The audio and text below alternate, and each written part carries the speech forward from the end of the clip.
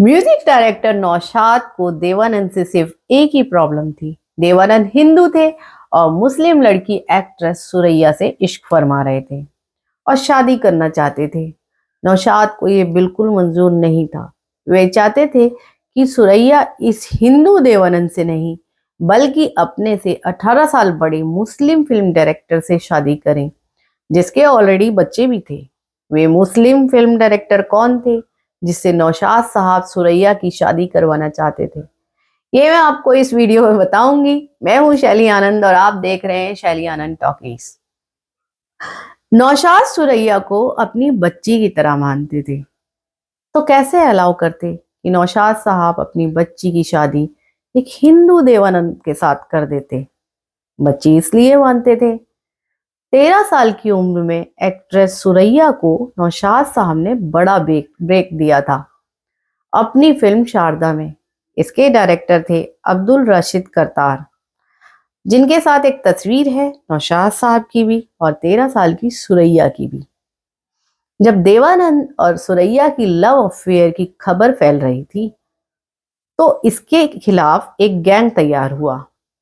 Gang की सरगना, gang की लीडर थी सुरैया की नानी बादशाह बेगम और सपोर्टिंग टीम में थे हमारे नौशाद साहब, डायरेक्टर अब्दुल रशीद करतार, जिनकी फोटो मैंने अभी आपको दिखाई, और एक फिल्म डायरेक्टर मोहम्मद सादिक, जो कि फेमस थे फिल्म इंडस्ट्री में एम सादिक के नाम से।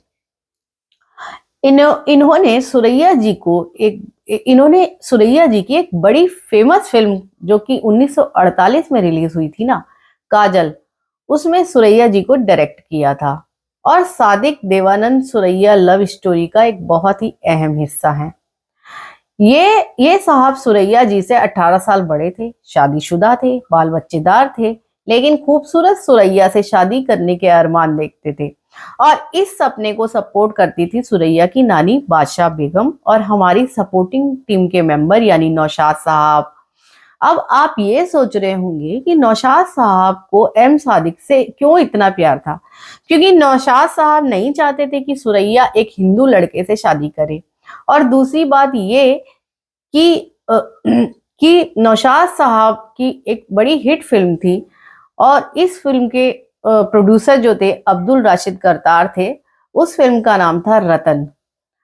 और ये जो पूरा रतन फिल्म का जो गैंग था, music director Naushad, producer Abdul Rashid Kardar, director M Sadiq, इन्होंने सुरैया के मामा जहूर के साथ मिलकर सुरैया पर इतना प्रेशर डाला कि सुरैया जी को देवानंद साहब के साथ अपना जो भी रिलेशनशिप था उसको तोड़ना पड़ा। दोस्तों, इस फिल्म में या इस प्रेम कहानी में दो और लोग भी थे जो बड़े बेबस थे। सुरैया की मां मुमताज और उनके फादर, जो ये चाहते थे कि सुरैया की शादी देवानंद से हो जाए और वे खुश रहें। लेकिन anti Hindu, anti Dev Anand gang भारी पड़ गया और ये दोनों भी कुछ नहीं कर पाए। लेकिन आप ये सोच रहे होंगे कि मैं इतने सीरियस इल्जाम किस बेस पर लगा रही हूँ? क्या मैं एंटी मुस्लिम हूँ? क्या मैं एंटी नौशाद हूँ? क्या मेरा इसमें कोई बड़ा एजेंडा है? मुझे लगता है कि आप लोगों को मुझसे कोई प्रूफ मांगना चाहिए। तो एक काम करते हैं, जी हाँ, एक काम करते हैं कि मैं आपको प्रूफ दे देती हूँ। तो भाई ये है proof, the life and music Naushad. ये किताब नौशाद साहब की बायोग्राफी है जिसे लिखा था इंडिया के सबसे फेमस फिल्म जर्नलिस्ट राजू भारतन जी ने। इस किताब में कई फेमस लोगों के लंबे लंबे इंटरव्यूज हैं अबाउट नौशाद साहब, इंक्लूडिंग नौशाद साहब का अपना इंटरव्यू।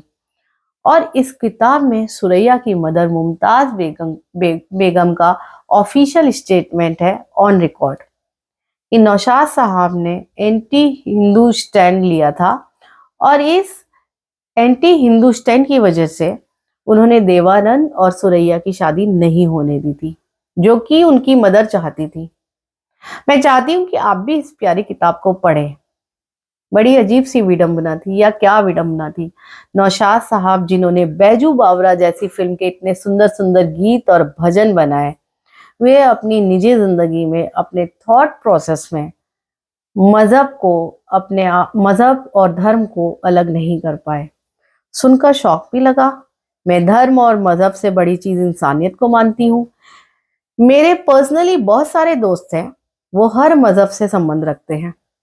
चलिए आज के लिए इतना ही। टेक केयर, बहुत सारी मोहब्बतों के साथ। नमस्कार, जय हिंद, जय भारत।